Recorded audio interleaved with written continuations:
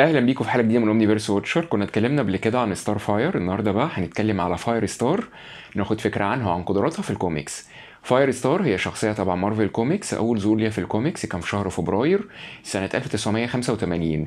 الكلام ده كان في العدد رقم 193 من سلسله الكوميكس انكوني اكس مان على ايد الكاتب كريس كليرمونت. هو ظهورها الفعلي الاول ما كانش في الكوميكس، لا كان في مسلسل الانيميشن سبايدر مان اند هيز اميزنج فريندز. القائمين على العمل ده كانوا عايزين يستخدموا شخصيه هيومن تورش، بس ما كانش معاهم حقوق الشخصيه دي، فقرروا ان هم يبتكروا شخصيه فاير ستار اللي ظهرت بعد كده في الكوميكس. اسمها الحقيقي هو انجيليكا، او اختصارا انجل جونز، وهي عندها 13 سنة بتمر بسلسلة من الأحداث. البنات في المدرسة كانوا بيتنمروا عليها، جدتها بتتوفى، ابتدت تطور القدرة على توليد حرارة هائلة. هي كانت خايفة، ما كانتش عارفة تعمل ايه، ومفيش أي حد بيساعدها. الجهاز بتاع بروفيسور اكس اللي اسمه سيريبرو بيكتشف وجودها، وبرضه الجهاز اللي اسمه مالتي فاك بتاع ايما فروست من هيل فاير كلوب. دلوقتي بنشوف ان ايما والاكس مان بيخشوا في معركة على مين فيهم هيلحق يجندها الاول ويضمها للمدرسة بتاعته. بنشوف ان ايما فروست بتوصل الاول، بتعرف تقنع ابوها انها تنضم للمدرسة بتاعتها، بالفعل بتنضم. وبعد سنة بنشوف دلوقتي ان انجيليكا بتعرف دلوقتي تتقن قدراتها لحد كبير بتوجيه من ايما فروست، ومش بيبقى عندها اي خلفيه او معرفه بالنوايا الشريره بتاعه الهيل فاير كلوب.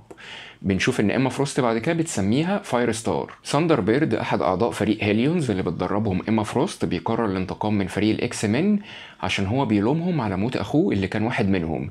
في اتنين زمايله بيقرروا يساعدوه، واحد منهم اسمه امبس، ده عنده القدرة على التلاعب بالعواطف البشرية. بيستخدم قدراته على أنجيليكا، بيوهمها إن هي بتحب وتعمل أي حاجة علشانه، فبتشارك معاهم في الهجوم على الإكس من وبيتغلبوا.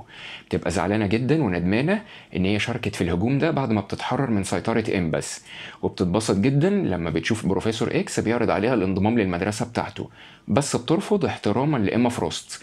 بعد كده إيما فروست بتقرر تستخدم قدراتها في التلاعب بيها وبأحلامها عشان تقتل سيلين اللي هي منافستها اللي تعرف باسم البلاك كوين للهيل فاير كلوب. في واحد قريب منها اسمه تشيس، ده بيعرف النوايا الحقيقيه لايما فروست، بيقرر يعرفها كل حاجه.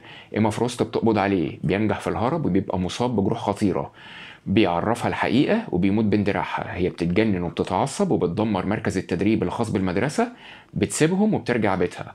بعد كده بتنضم الفريق نيو ووريرز، وبتخش في علاقة عاطفية مع زميلها اللي هو مارفل بوي، وبتكتشف ان كتر استخدامها لقدراتها بيتسبب لها بعقم، فبتقرر تقلل من استخدامها بالتدريج.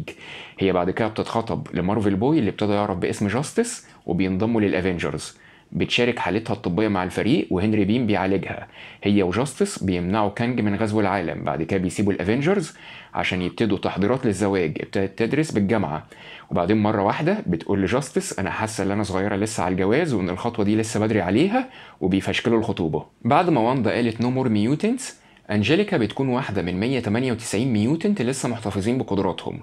وبعد مبادرة تسجيل الأفراد ذوي القوى الخارقة، هي بتقرر الاعتزال عشان هي بتخاف إن ممكن يحصل لعيلتها شيء لو هويتها اتعرفت. هي بعد كده بيجيلها سرطان ثدي بيكون كبير جدا ومتقدم، محدش بيعرف يعالجها حتى دكتور سترينج ذات نفسه. وبعدين يوما ما هي بتصحى من النوم بتلاقي نفسها انها خفت تماما. بتعرف ان صاحبتها هيل كات بتعمل ديل مع ديمون هيلستروم انها تروح له الجحيم في مقابل ان هو يشفي انجيليكا. بنشوف ان انجيليكا دلوقتي بتتحد مع اصحابها اللي هم بلاك كات بالاضافه لسبيكتروم اللي هي مونيكا رامبو ان هم يروحوا للجحيم ويحرروا صاحبتهم. هي بعد كده بترجع رسميا من الاعتزال وبترجع تاني لهوية فاير ستار، بتحارب الكترو وبتبقى مدرسة فيزياء في مدرسة جين جراي وبتنضم للاكس مان. احنا دلوقتي هنتكلم على قدراتها. هي ايه قدراتها؟